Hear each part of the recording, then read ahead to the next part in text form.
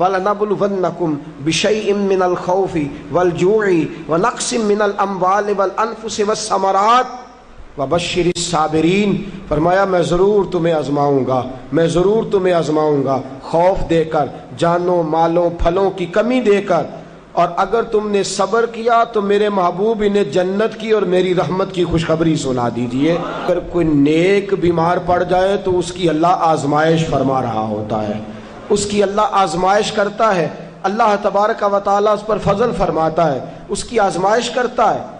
پھر ان مصیبتوں پر جو شخص صبر کرے، رب فرماتا ہے اگر میری رضا پہ راضی ہو گیا تو ان اللہ مع الصابرین، باقی نیکیوں پر میں ثواب دیتا ہوں، اور جو کوئی صبر کرتا ہے رب فرماتا ہے میں اس کا بن جایا کرتا ہوں، صبر کرنے والوں کے ساتھ ہو جاتا ہوں۔ اور جب اللہ آزمائش ڈالتا ہے نا تو جو کام سیدھے ہوتے ہیں وہ بھی الٹے ہونے شروع ہو جاتے ہیں۔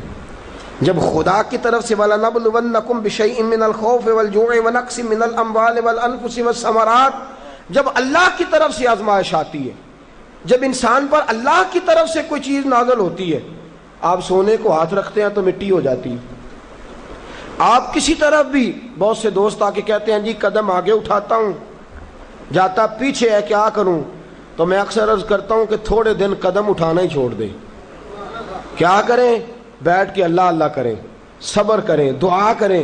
کچھ وقت انسان پر ایسا ہوتا ہے، تلک الایام نداولها بین الناس، جو اللہ نے انسان کے دن بدل کے رکھنے ہوتے ہیں، کچھ وقت ایسا ہو، پھر ایک وقت آتا ہے کہ وہی انسان مٹی میں ہاتھ رکھتا ہے تو اللہ اسے سونا بنا دیتا ہے۔ رب آزمائش کرتا ہے، رب آزماتا ہے۔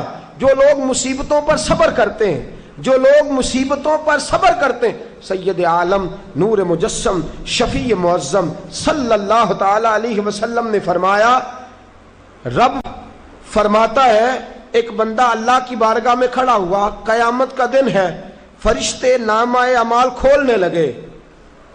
اللہ نے فرمایا فرشتوں تمہیں پتہ ہے میں نے اسے دنیا میں بڑے دکھ دیے تھے، اس پر بڑی آزمائشیں آئی تھیں، اس نے زندگی بڑی تکلیف میں گزاری تھی، تمہیں خبر ہے؟ یا اللہ ہم جانتے ہیں، بڑا صابر ہے، بڑا صابر ہے، اس نے صبر کے ساتھ وقت گزارا، صبر کے ساتھ اپنے اوقات کو طے کیا۔ رب فرماتا ہے جو اتنا صبر کرے میں اس کا نامہ اعمال ٹٹولوں، اس کا نامہ اعمال کھولتے ہوئے مجھے شرم آ رہی ہے، سارا کچھ لپیٹ دو اور بغیر حساب کتاب اسے جنت میں داخل کر دو۔ یہ صبر کرنے والا ہے، یہ صبر کرنے والا ہے۔ بڑی خوبصورت حدیث، بڑی، بخاری شریف میں موجود ہے۔ بخاری شریف کی یہ حدیث ایسی ہے جسے میں جب بھی پڑھتا ہوں میں چوم لیتا ہوں۔ حدیث کیا ہے؟ رسول کریم صلی اللہ تعالی علیہ وسلم نے فرمایا، رب فرماتا ہے ایک بندہ ہے، اس کو میں نے آنکھیں نہیں دی، اس کو میں نے آنکھیں نہیں دی، اندھا ہے، پیدائشی اندھا ہے یا بعد میں کسی وجہ سے ہو گیا، اس کے پاس آنکھیں نہیں، لیکن اس نے زندگی بھر صبر کیا، اس نے زندگی بھر صبر کیا۔ صبح قیامت وہ کھڑا ہوا تو رب نے کریم نے فرشتوں سے فرمایا، فرشتوں اس کو میں نے آنکھیں نہیں دی، بیچارہ نہ بیٹی دیکھ سکا، نہ بیٹا، نہ باپ دیکھ سکا، نہ ماں، یہ کوئی دنیا کا نظارہ نہیں کر سکا، تم بتاؤ اس کا اجر کیا ہے؟ فرشتے کہتے ہیں مولا جنت کا اعلیٰ درجہ دے دے، اللہ اسے بے حساب بخش دے۔ تو رب فرماتے اس نے ساری زندگی بغیر آنکھوں کے صبر کیا ہے، اسے صرف جنت نہیں ملے گی بلکہ آج اسے اس کا رب اپنا دیدار بھی کرائے گا۔ فرمایا قیامت میں لوگ جنت کے نظارے کریں گے اور یہ اللہ کا دیدار کرے گا، اس کو رب کریم کے جلوے دکھائے جائیں گے، اس لیے کہ یہ صابر رہا۔ اور میرے اعلیٰ حضرت فاضل بریلوی رحمۃ اللہ علیہ فرماتے ہیں جو صابر ہوتا ہے نا، توجہ ہے آپ کی، میری بات کی سمجھ آ رہی ہے؟ اعلیٰ حضرت فرماتے ہیں بڑا قیمتی جملہ، فرماتے ہیں جو صابر ہوتا ہے وہ سکون میں ہوتا ہے۔ شیخ سعدی رحمۃ اللہ تعالی علیہ کے پاس ایک شخص آیا، کہنے لگا حضرت جی دیکھیں نا میرے پاس اتنے بھی پیسے نہیں کہ میں جوتے لے سکوں۔ فرمایا صبر کر اللہ دے گا۔ کہنے لگا جی صبر ہی کیا ساری عمر، اس نے جوتے لینے کے برابر بھی پیسے نہیں دیے، ننگے پاؤں پھر رہا ہوں۔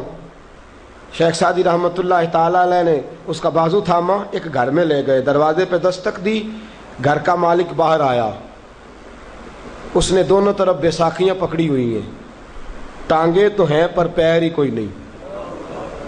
فرمانے لگے بتا یہ اچھا ہے کہ تو؟ کہنے لگا جی میں آپ سے بھی معافی مانگتا ہوں، اپنے رب سے بھی معافی مانگتا ہوں۔ نبی پاک صلی اللہ تعالی علیہ وسلم نے فرمایا خدا اگر تجھے مصیبت دیتا ہے نا، اور ان مصیبتوں پر جب اللہ تجھے قیامت میں اجر دے گا تو تیرا دل چاہے گا کاش سکون ہوتا ہی نہ، آزمائشیں ہی آزمائشیں ہوتی، تو وہ اجر دیکھے گا۔ وہ کسی دانشور نے کہا تھا کہ میرا باپ انتقال کر گیا، 6 مہینے گزرے تو میرا 18 سال کا بیٹا بھی انتقال کر گیا۔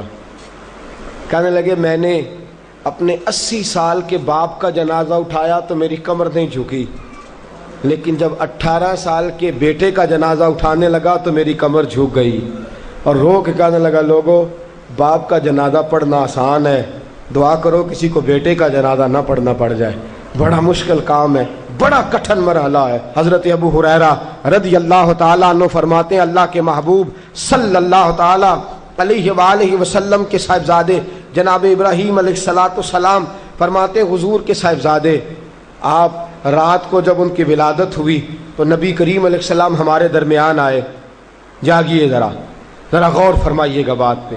سید عالم صلی اللہ علیہ وسلم تشریف لائے اور ہم نے حضور کے چہرے کو چمکتے دیکھا۔ ہم نے کہا یا رسول اللہ موڈ مبارک بڑا اچھا ہے، حضور کوئی خیر کی خبر ہے؟